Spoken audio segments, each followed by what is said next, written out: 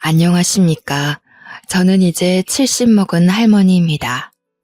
제 기구한 인생에 대해 넋두리를 하고 싶었는데 이렇게 사연을 올리는 채널이 있다니 참으로 좋네요. 며느리들이 열심히 보고 있길래 저도 부탁을 해서 사연을 올려봅니다. 저에게는 참으로 슬픈 사연이지만 앞으로는 행복만 가득할 예정이라 슬픈 이야기 툴툴 털어내려 써봅니다. 말주변 머리가 없어 며느리들이 글을 대신 써주느랴 고생이겠지만 나중에 맛있는 거 사주면 되겠죠? 저는 아주 평범하게 자랐습니다. 작게 인쇄소를 하시던 아버지 밑에서 잉크 냄새를 맡으면서 자랐습니다. 어머니께서는 손이 넉넉하신 분이셔서 늘 만든 음식들을 사람들에게 베풀며 살아오셨습니다. 엄청나게 부유했던 집은 아니지만 아버지의 일거리가 끊임이 없었기에 가난에 허덕이는 일 없이 잘 먹고 무럭무럭 자랐습니다. 아버지께서는 늘 저에게 좋은 사람 만나서 시집을 잘 가야 한다고 했었습니다. 그때만 해도 여자가 일을 하면 남자가 놀고 먹는 한량인가 하는 소리를 들었다고 했습니다. 자고로 굶겨 죽이지 않을 남자와 결혼해서 아들, 딸 많이 낳고 살아야 복이 있다는 소리를 듣는다고 했죠. 어머니께서도 아이를 많이 낳아 다복한 가정을 이루고 싶어 하셨었지만 저를 낳고 몸이 안 좋아지시는 바람에 아이를 더 갖지 못하게 되셨다고 했습니다. 하나뿐인 딸이기에 얼마나 애지중지 키웠겠습니까? 그런 저에게 소위 말하는 좋은 남자가 생겼고 양가의 축복 아래 결혼도 하게 되었습니다. 하지만 결혼하고 나서 점점 상황이 이상해졌습니다. 갑자기 시아버지께서 심장마비로 객사를 하셨고요. 시어머니께서는 시아버지를 잃은 슬픔에 시름시름 앓다가 돌아가셨습니다. 결혼하자마자 치룬 장례에 저는 정신이 없었습니다. 거기다가 두 분의 상을 치룬 지 얼마 안 되어 저희 아버지 인쇄소에 불이 나서 주변 건물들까지 손해를 끼치고 말았습니다. 한순간에 전 재산을 잃고 주변 상가에게도 피해를 변상해야 했습니다. 그래도 저는 두 분 건강에 이상이 없다는 것만으로도 감사했습니다. 하지만 빚더미에 앉게 되었습니다. 그때는 보험이랄 것도 제대로 없어서 피해 변상은 고스란히 아버지의 몫이었습니다. 저희 남편은 제 부모님의 몫의 빚까지 떠안아 주겠다고 했습니다. 저는 면목이 없었죠. 하지만 정말 좋은 남자였습니다. 저에게 아무런 걱정하지 말라고 우리 마누라 고생은 절대 안 시킨다면서 본인 일을 늘리더라고요. 남편은 건설 현장에서 타일을 붙이는 일을 하는 타일공이었습니다. 몸이 매우 힘들지만 일을 하는 만큼 돈을 벌 수 있는 직업이었습니다. 남편은 일을 늘려서 하루 종일 집에 붙어 있지 못했습니다. 그런 남편을 보면서 저희 친정 부모님은 참 마음 아파하셨습니다. 그러다가 어깨를 다친 남편이 잠시 일을 쉬게 되었어요. 목구멍에 풀칠이라도 해야 하는데 너무나도 걱정이 많았습니다. 제 걱정이 늘어나고 한숨이 늘어날 때마다 남편은 늘 미안해했습니다. 미안해 여보, 내가 다치지만 않았어도. 무슨 그런 서운한 소리를 해요. 당신이 이만큼만 다친 것도 너무 다행이에요. 저는 남편을 대신해서 일을 하기 위해 부업을 시작했습니다. 친정 부모님께서도 부업을 하는 저를 보고 같이 도와주시기 시작했어요. 그렇게 소일거리를 하며 한 푼 두 푼 모아 빚을 갚고 남편의 어깨도 회복되어 다시 일을 시작했습니다. 당시에 새로운 건축 양식이 유행하면서 화장실에만 붙이던 타일을 주방이나 거실에도 붙이기 시작했어요. 남편의 일거리는 늘었고 저희 가족은 다시 안정을 찾을 수 있었습니다. 저는 하던 부업을 놓치지 않고 열심히 가게의 보탬이 되기 위해 노력했습니다. 그러던 어느 날 친정 어머니께서 저에게 급히 전화를 하셔서는 혹시 임신했냐고 물어보시는 거예요. 저는 별다른 증상을 못 느끼고 있었는데 순간 생리가 늦어지고 있다는 것을 알았습니다. 그래서 왜 그러느냐 여쭈어 봤더니 글쎄 친정어머니 꿈에 황금거위가 날아와서 황금알 하나를 품에 쏙 안기고 사라졌다는 거예요. 내가 태몽을 꾼 게 확실하지? 아직 몰라요. 생리가 좀 늦어지긴 하는데. 어머 얘, 그럼 임신이 맞나 보다. 근데 내가 이게 태몽인지 아닌지 조금 헷갈렸던 부분이 있는데. 꿈 끝이 별로 안 좋았어요? 아니 글쎄 내가 알을 잘 품고 가다가 돌부리에 넘어져서 알을 깨트렸지 뭐야? 근데 노른자가 2개나 있더라고. 터지긴 했지만 그래도 괜찮겠지? 저는 어차피 꿈이고 아직 임신한 것도 아닌데 너무 걱정하지 마시라고 전했습니다. 그날 저녁 약국에서 임신 테스트기를 사왔어요. 약사님께서 아침 첫 소변으로 하는 게 가장 정확하다고 하셔서 다음날 아침까지 기다렸습니다. 임신 테스트기에는 양성 반응이 떴어요. 제가 정말로 임신을 하고 만 것이었죠. 아이를 벌써 가지려는 계획은 없었지만 그 당시에 계획이라는 게 뭐가 있나요? 생기면 생기는 대로 낳는 것이 당시의 규칙이었죠. 그런데 이상하게도 먹는 거 없이 살이 많이 찌기 시작했어요. 입덧이 꽤 심한 편이었음에도 불구하고 다른 임산부들보다 배가 훨씬 불러왔습니다. 그 당시에는 조산원이라는 곳에서 애를 낳는 것이 대부분이었습니다. 돈이나 좀 있거나 아니면 고위험군 산모일 경우에나 병원에서 애를 낳았죠. 산파가 아이를 받는 전문 조사원에 다니고 있었으니 요즘 말하는 초음파니 뭐니 그런 검사는 없었습니다.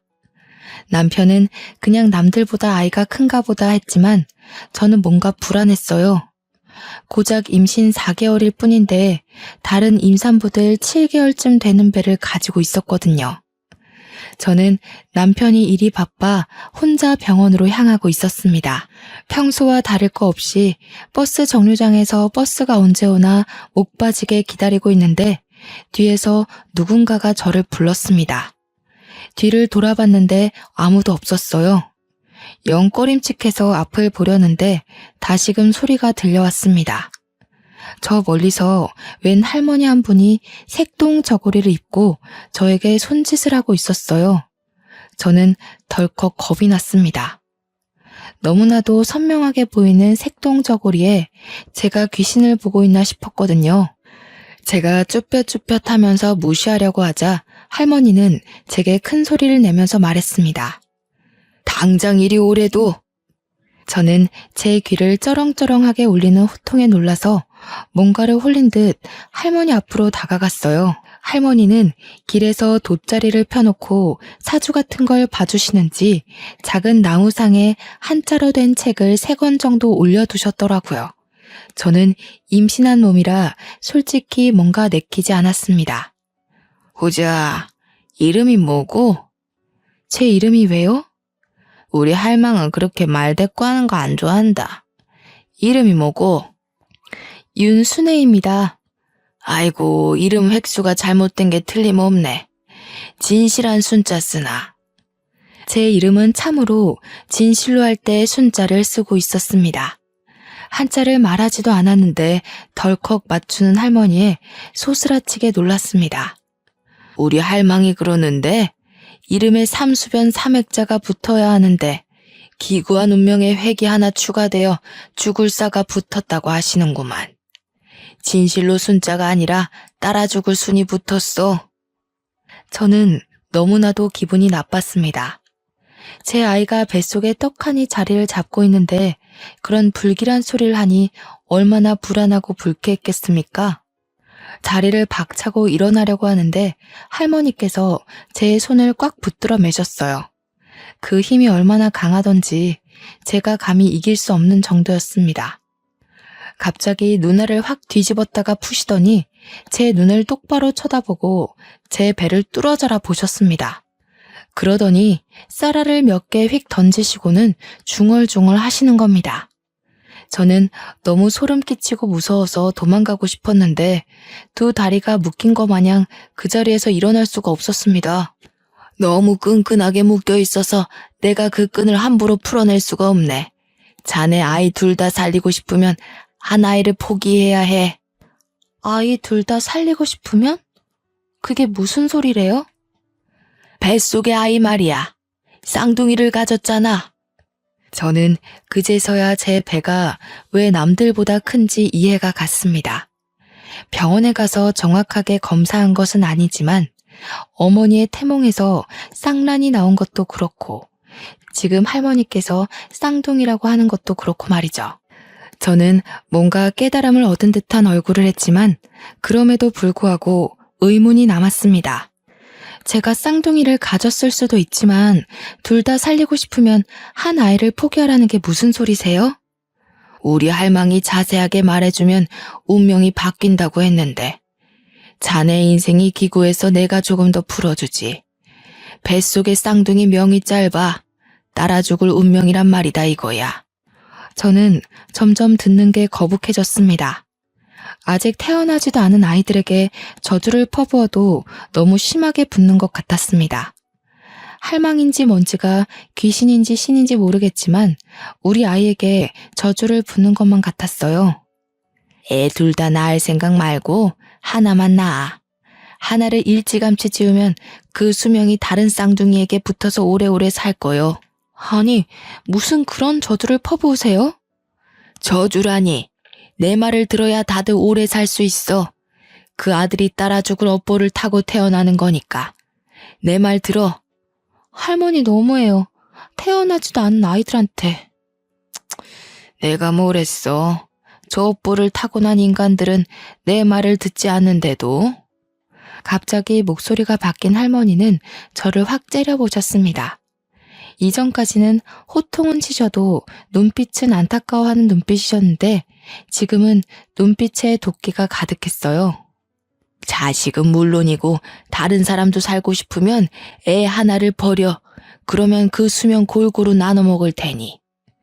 그러더니 할머니는 저의 다른 말들을 모두 무시한 채 나무 탁상을 탁탁 챙기고 돗자리를 휘리릭 말아서 들고는 골목 끝으로 사라졌습니다.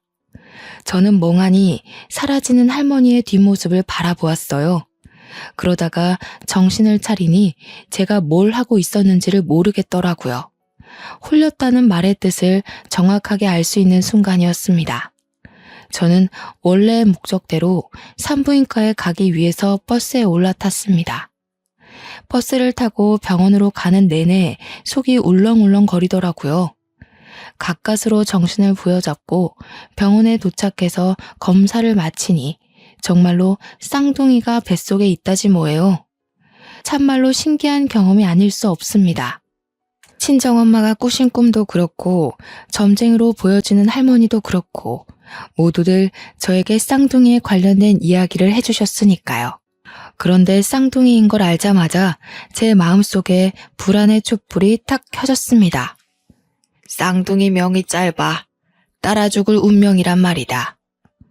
저는 서둘러 동네로 왔습니다. 그리고는 점쟁이 할머니가 있었던 그 자리로 달려갔어요. 하지만 할머니의 흔적은 그 어디에도 없었습니다. 저는 지푸라기라도 잡는 심정으로 할머니를 아는 사람들을 찾기 시작했어요. 근처 상인들이라면 충분히 알고도 남았을 것이라고 생각했습니다. 저기요, 과일 가게 아주머니. 여기서 앉아서 점을 보시던 색동옷 입은 할머니 못 보셨어요? 어머 세댁, 무슨 꿈이라도 꿨어? 이 근처에는 그런 점쟁이 할멈 없어. 내가 여기서 장사를 10년 넘게 했는데 그런 할머니는 못 봤는걸? 아까 한 2시간 전만 해도 있었는데 참말로 못 보셨어요? 색동옷을 입었으면 눈에 딱 띄었을 텐데 난 못 봤어. 여기서 색동옷 입고 앉아 있었다가는 미친 사람으로 오해받기 딱 쉽지. 나도 그런 할머니는 본 적이 있는데 새댁이 잘못 본 거 아냐? 저짝 골목 끝으로 가면 무당집이 하나 있긴 한디 근데 뱃속에 애도 있으면서 귀신이라도 붙어오면 어떡해? 저는 마지막 상인분의 말씀을 기억해두고 골목 끝에 있는 무당집을 찾아갔습니다. 임신해서 부른 배를 하고 들어가기 좀 무서웠지만 금방 점쟁이가 버선발로 나와 저를 맞이해 주었습니다. 하지만 제가 낮에 봤던 할머니가 아니었어요. 저는 점을 보지 않겠다고 하고는 다시 나왔습니다. 그 이후로도 며칠을 버스 정류장 앞에서 할머니가 앉아있던 곳을 바라보며 기다렸지만 그 할머니는 영영 나타나지 않았습니다. 정말 소름이 쫙 돋았어요. 그 할머니는 도대체 어디서 나타나 저에게 말을 걸고 사라진 걸까요? 뱃속에 제 아이가 쌍둥이라는 것은 어떻게 알았을까요? 저는 좋은 것만 생각하기로 결심했습니다. 나쁜 기억들은 모두 지우기로 했어요. 그저 제가 아이들을 더욱 잘 살피고 위험하지 않게만 키우면 될 것이라고 생각했습니다. 시간이 흐르고 흘러 조산원에서 저는 쌍둥이를 낳았습니다. 꼬박 20시간이 넘는 진통 끝에 자연분만을 했고 둘째 아이가 조금 늦게 나오는 바람에 덜컥 겁을 먹었지만 능숙하신 조산사가 아이를 잘 꺼내주었습니다. 둘 다 일란성 쌍둥이로 아들이었는데 너무너무 예쁘고 귀여웠습니다. 남편은 타일 일로 바쁜 와중에도 아이들을 보느랴 시간 가는 줄 몰랐습니다. 더군다나 제가 난산이었기 때문에 제 몸까지 살펴주느라 정말 고생이 많았어요. 처음 출산이다 보니 모르는 게 너무나도 많았습니다. 우리 아이가 왜 우는지 이유조차 모르면서 그저 끌어안고 달래기 바빴습니다. 친정 어머니께서 도와주지 않으셨다면 정말 하루가 어떻게 흘러가는지도 모르는 채 살았을 거예요. 가끔은 너무 울어대는 쌍둥이들 탓에 정신이 나갈 것 같았지만 그럼에도 내 새끼라 그런지 정말 예뻤습니다. 잘 때는 또 얼마나 천사 같던지요. 아이를 키우며 정신없이 살았습니다. 너무 정신이 없어서 저희 친정아버지께서 암에 걸렸다는 사실도 모를 정도로 말이죠. 저희 쌍둥이가 돌이 채 되기도 전에 친정아버지는 암이 급격하게 번져서 돌아가시고 말았습니다. 수술이건 항암이건 손을 쓸 사이도 없이 그렇게 갑자기 말이에요. 아버지는 우리 아이들이 밥을 얼마나 잘 먹는지, 걸음마를 언제 뗐는지 엄마 아빠 하고 부르는 것도 모른 채 돌아가셨습니다. 저희 친정 어머니께서는 결국 외로움을 견디지 못하시고 저희와 합가를 하게 되었습니다. 합가를 하는 동안 아이들을 얼마나 극진히 보살펴 주셨는지 몰라요. 하지만 아이들의 웃음소리가 끊이지 않고 들려도 마음 한구석에 깊이 자리 잡은 외로움은 어떻게 채울 수가 없었습니다. 아이들이 커가는 속도가 참 빠르잖아요. 저희 어머니의 늙는 속도도 참 빨랐습니다. 어느 날부턴가 멍하니 창밖을 보면서 제게 말씀하셨어요. 나는 섬에 가서 살고 싶었어. 바다도 보고 산도 보면서 공기 맑은 곳에서 네 아버지와 그렇게 늙어가고 싶었지. 매일 아침마다 저에게 똑같은 소리를 반복하셨어요.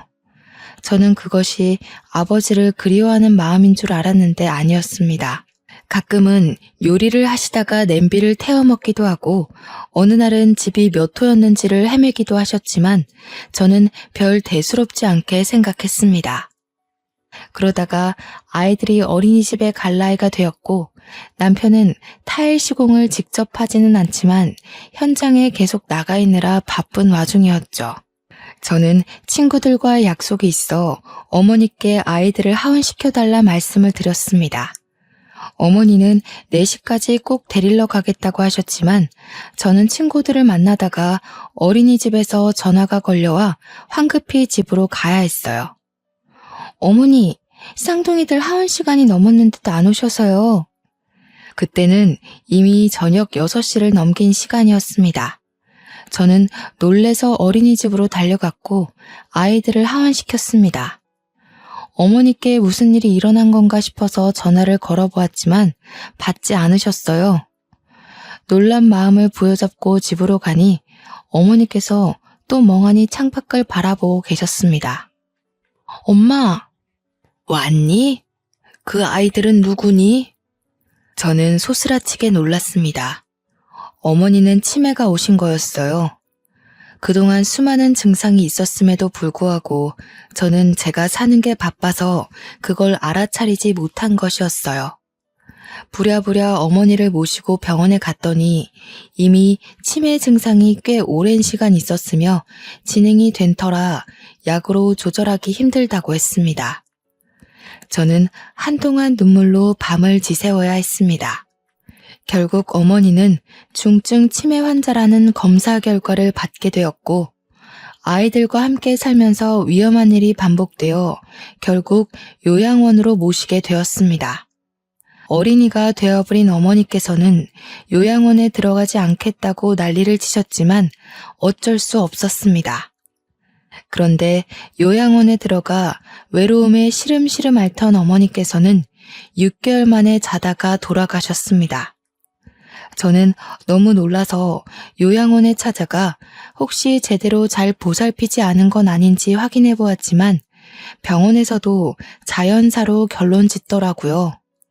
그때가 겨우 우리 아들들이 5살일 때였습니다. 저는 결혼부터 지금까지 시부모님, 친정부모님 4분을 모두 보내드려야만 했습니다. 문득 버스 정류장에서 우연히 만났던 할머니의 말이 떠오르더라고요. 자식들은 물론이고 다른 사람도 살고 싶으면 애 하나를 버려. 그러면 그 수명 골고루 나눠 먹을 테니.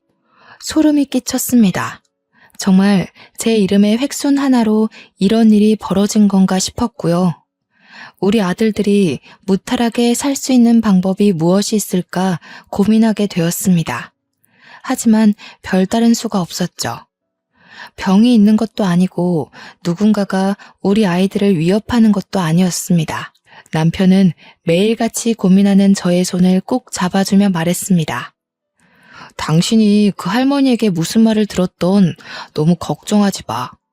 아직 아무런 일도 일어나지 않았고 사실 우리 부모님이건 장인어른 장모님이건 하늘나라에서 부른 것일 수도 있는데 당신이 너무 그 할머니 말에 신경 쓰고 있는 건 아닐까 싶어. 나도 지워버리려고 노력 중인데 그게 잘 안 되네요. 우리 아이들 우리 손으로 지켜내면 되지. 우리가 더 보살피고 더 아껴주면 위험한 일 없을 거야. 남편은 저를 꼭 안아주며 말해주었습니다. 저는 불안함을 조금 내려놓기로 했어요. 그 뒤로 우리 아들들이 초등학교에 입학해서 체육대회를 할 때도 위험한 일이 생기지 않도록 담임 선생님께 신신당부를 했고요.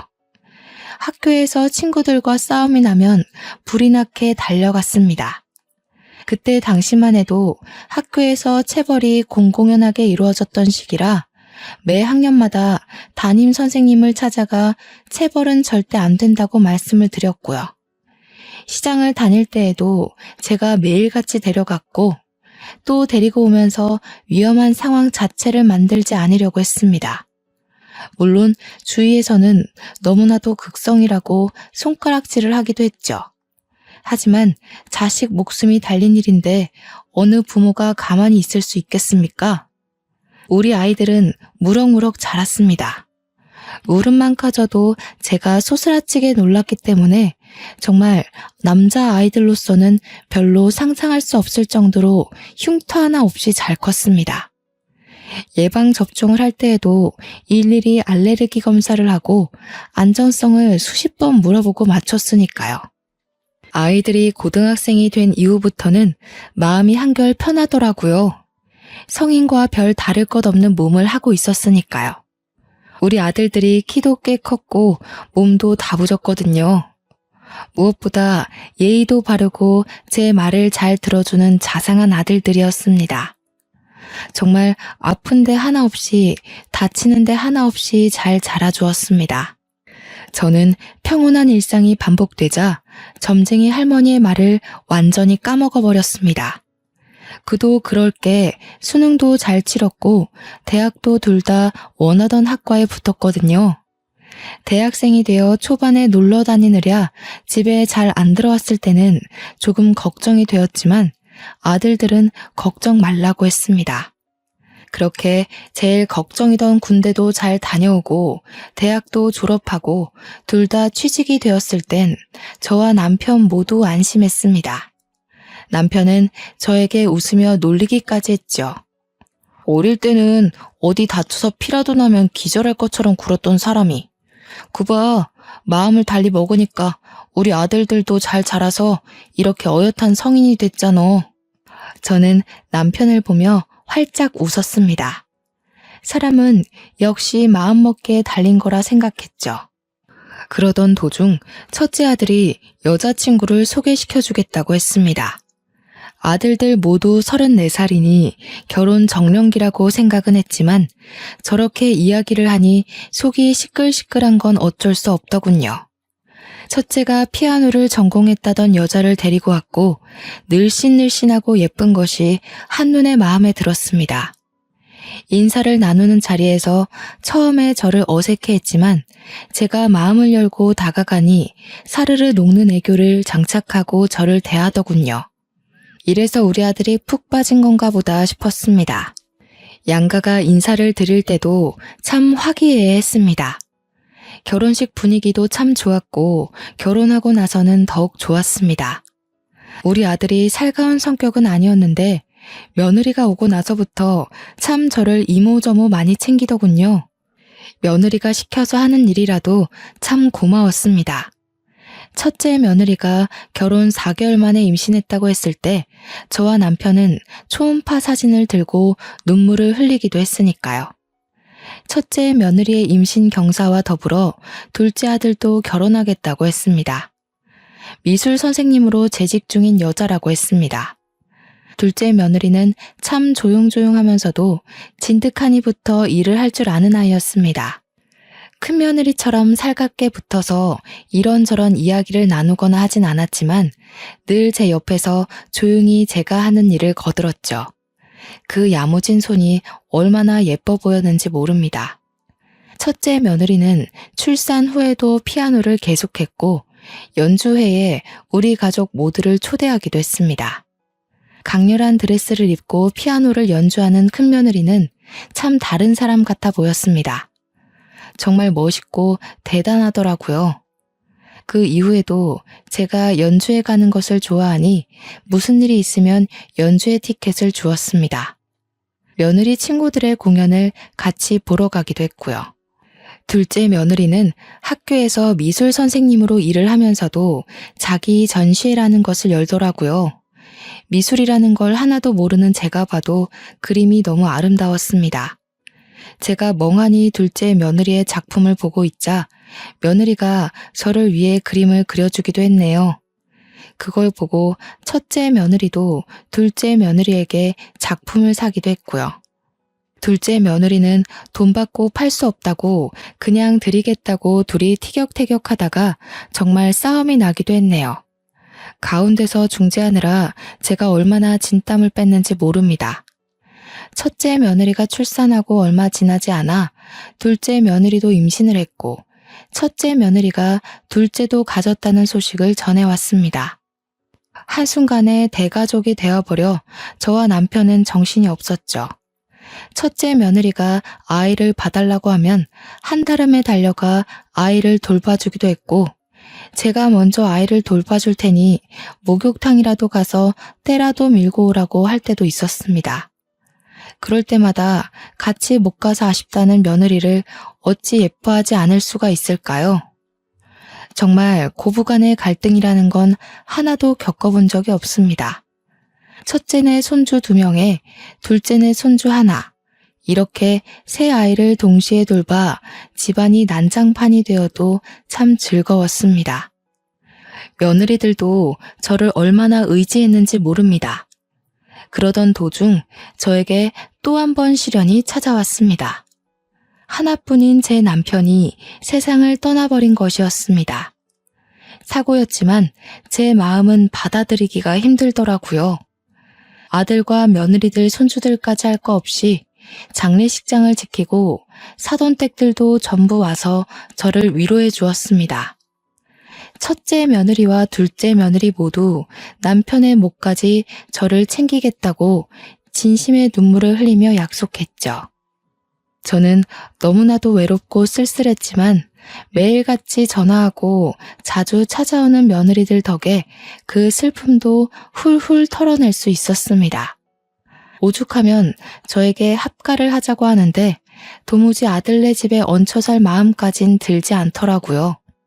대신 남편과 아이들을 키우며 한평생 살았던 집을 처분하고 작은 빌라로 이사를 갔습니다. 첫째와 둘째네 집 모두 가까운 동네로 말입니다. 집이 가까워지니 며느리들도 더 자주 저를 찾아오더군요. 저는 정말 시간 가는 줄 모르고 며느리들과 신나게 놀러 다녔습니다. 어찌나 서울 구석구석에 맛집이 넘치고 카페들이 넘치던지 생전 남편이랑은 가본 적도 없는 곳이었어요. 며느리들과 돌아다니면서 얼마나 재미졌는지 모릅니다. 그러자 둘째 며느리가 여행을 가는 것이 어떻겠냐고 묻더라고요. 생각해보니 남편이 살아있을 때 전부 다 같이 가족여행을 떠나본 적이 없었던 거예요. 아버님 살아계실 때 갔어야 했는데 너무 아쉽네요. 그래도 이번 여행에서 우리 재밌게 놀다가 와요, 어머님. 맞아요. 제가 고기 하나는 진짜 잘 굽거든요. 형님, 고기는 제가 구울 테니까 집게 탐내지 마세요. 며느리들은 제가 좋다고 하니 바로 강원도에 있는 펜션을 예약하더라고요. 고기도 구워 먹고 물놀이도 할 수 있다면서 아주 좋아했어요. 사는 게 바빠 아들들 데리고 좋은 곳으로 여행을 떠나본 적 없어서 참 미안하면서도 설레더군요. 첫째 아들의 둘째 손주와 둘째 아들네 첫째 손주는 너무나도 아기라서 사돈댁들이 맡아주시겠다고 즐거운 여행 다녀오라 하시더라고요. 저는 감사 인사를 전화로 전달하고는 첫째 아들네 차에 올라타려 했는데 갑자기 첫째 손주가 떼를 쓰기 시작했습니다. 할머니, 할머니랑 엄마랑 작은 엄마랑 이렇게 탈래요. 응? 아빠가 운전하는 차에 타지 않고? 여자는 여자끼리, 남자는 남자끼리. 요즘 유치원에서 여자 남자 편갈라서 논다고 하더니 집에서도 이러네요. 형수님, 조카가 원하는데 뭐 어때요? 저랑 형이랑 운전해서 갈 테니 형 차를 형수님이 운전해서 오시면 되겠네요. 좋아, 좋아. 손주의 바람대로 여자차, 남자차 나눠서 타기로 했습니다. 첫째 며느리가 운전하는 차에 저와 손주 둘째 며느리가 타고 둘째 아들이 운전하는 차에 첫째 아들이 앉았습니다. 그렇게 강원도 횡성에 있는 펜션에 가기로 하고는 차를 출발해서 한창 고속도로를 타고 있었습니다. 두 번째 휴게소에서 만나자 약속을 했다고 했는데 아무리 기다려도 아들네 차가 도착하지 않았습니다. 불안한 마음에 며느리들이 전화를 해봤지만 둘 다 전화도 받지 않았고요. 모르는 번호로 전화가 걸려오고 나서야 저는 점쟁이의 말이 떠올랐습니다. 온몸에 소름이 돋으면서 다리에 힘이 풀렸고 전화를 받은 첫째 며느리의 표정이 일그러지는 것을 보면서 확신을 했습니다. 둘째 며느리는 영문도 모른 채 주저앉은 저를 부축했고요. 첫째 며느리는 갑자기 온몸을 떨면서 눈물을 흘리기 시작했어요. 저는 그 모습을 보면서 같이 눈물을 흘렸습니다. 남편들 차가 사고가 나서. 네? 형님, 그게 무슨 소리예요? 며느리들과 저는 황급히 병원으로 달려갔고 거기서 싸늘하게 식은 두 아들을 만날 수 있었습니다. 과적제 화물 트럭에서 떨어져 나온 벽돌이 아들 차를 뚫었다고 했습니다. 벽돌을 맞은 둘째 아들은 즉사, 피하려고 차를 틀다가 가드레일을 받은 첫째 아들은 병원으로 이송 도중 사망했다고 하더군요. 그게 우리 아들들 나이가 고작 40살일 때였습니다. 아들들의 장례를 어떻게 치렀는지 기억도 나지 않습니다. 너무나도 정신이 없었고 온통 곡소리뿐이었습니다. 저는 더 이상 흐를 눈물도 없겠구나 했는데 또 눈물이 나오더라고요. 며느리들은 저를 붙잡고 어머니 어떡해요, 어떡해요 하는데 해줄 수 있는 말이 없더군요. 발인을 끝내고 장지에 두 아들을 묻고 집으로 돌아와 아무도 없는 텅 빈 집에서 홀로 잠이 들었는데 꿈속에 그 색동옷 입은 할머니가 나타나더군요. 세월이 40년이나 흘렀음에도 여전히 버스 정류장에서 만났던 그 모습을 하고 말입니다. 내가 하나만 살리라고 했잖아. 그래야 수명을 늘릴 수 있다고. 네 이름 획수가 잘못되어 줄줄이 따라가는 거라고 했잖아. 이제 저는 어떡해요? 며느리들까지 무슨 화가 생기면 어떡해요? 네 핏줄의 인연이 모두 끝이 났으니 더 이상 따라가는 사람이 없을 게야. 그 말을 뒤로 한 채 할머니는 사라졌고 저는 꿈에서 깼습니다. 제게 나타나서 더 이상 따라가는 사람이 없을 거라 했지만 저는 불안했어요. 저는 빌라를 매매로 내놓았습니다. 자리가 좋고 신축이라 그런지 금방 좋은 값을 받고 팔 수 있었습니다. 남편과 살았던 집을 팔고 남았던 돈과 빌라 매매값을 합치니 수중에 4억 정도 생기더라고요. 저는 며느리들을 불렀습니다. 그리고 각각 2억씩 나눠주었죠. 며느리들은 절대 받지 못한다며 한사코 거절했지만 제가 큰 소리를 내니 마지못해 받았습니다. 나는 이제 바다도 보고 산도 볼 수 있는 섬으로 떠날게야. 우리 어머니의 소원이셨지. 이제 나는 신경 쓰지 말고 우리 며느리들 각자의 삶을 찾아가도록 해. 아직 나이도 젊은데 새 출발해야지. 며느리들은 저를 붙잡고 엉엉 울었습니다. 절대 못 보낸다고 평생 같이 살자고 하는 걸 매몰차게 밀어내고는 무작정 제주도로 떠났습니다. 그리고는 무작정 수녀원에 들어가 저를 받아달라고 했죠. 큰 수녀님께서는 제 사정을 묻지도 않으시고 저를 받아주셨습니다. 매일같이 기도를 드리며 스스로 감옥 생활을 자처했습니다. 그런 제가 참 안쓰러웠는지 어린 수녀들이고 큰 수녀님이고 할 것 없이 매일같이 저를 불러다가 맛있는 걸 먹여주시고 좋은 경치를 구경시켜 주었습니다. 그럼에도 불구하고 저는 두 아들들을 먼저 보냈다는 죄책감을 이겨내기 힘들었어요. 그렇게 1년을 넘는 시간 동안 열심히 수련을 하고 기도를 하니 마음 한구석이 한결 편해지더군요. 그런데 어느 날 큰 수녀님이 저를 찾는 사람들이 있다면서 기도를 하고 있는 저를 불러냈습니다. 앞마당에 나가니 첫째와 둘째 며느리들과 손주들이 저를 기다리고 있었습니다. 순간 눈물이 터지는데 흐르는 눈물을 막을 수가 없었습니다. 며느리들도 저보고 눈물을 흘리고 있더군요. 천천히 이야기하라면서 자리를 비켜주신 큰 수녀님 덕에 저희는 이산가족 상봉하듯 끌어안고 엉엉 울었습니다. 어디 가셨는지 알려주지도 않으셔서 정말 못 찾는 줄 알았어요. 알고 보니 저를 찾느라 참 고생했다고 하더군요. 제가 거주지를 옮기지 않고 지내다가 며칠 전에서야 전입신고를 수녀원으로 했는데 그걸 보고는 찾아온 것이었습니다. 어머님, 이제 저희와 같이 서울로 올라가요. 저희 그동안 취직도 하고 대출도 받아서 마당에 있는 주택을 샀어요. 어머님 모시고 살려고 일부러 큰 집으로 구했어요. 내가 염치 없이 어떻게 거기서 살 수가 있겠니? 괜한 짓을 했구나. 나는 여기가 편하고 저희 취업해서 일을 해야 한단 말이에요. 그럼 손주들은 누가 봐주시나요? 어머님이 와서 사랑으로 보살펴 주세요. 우리 남편들처럼 그렇게 키워주세요. 울면서 떼를 쓰는 며느리들에게 매몰차게 돌아가라 이야기를 하지 못하겠더군요. 며느리들은 인근에 숙소를 잡았다면서 기다리겠다고 꼭 같이 돌아갈 거라고 했습니다. 제 이야기를 대충 들은 큰 수녀님께서 무슨 걱정이 있으냐며 며느리들을 따라가라고 하시더군요.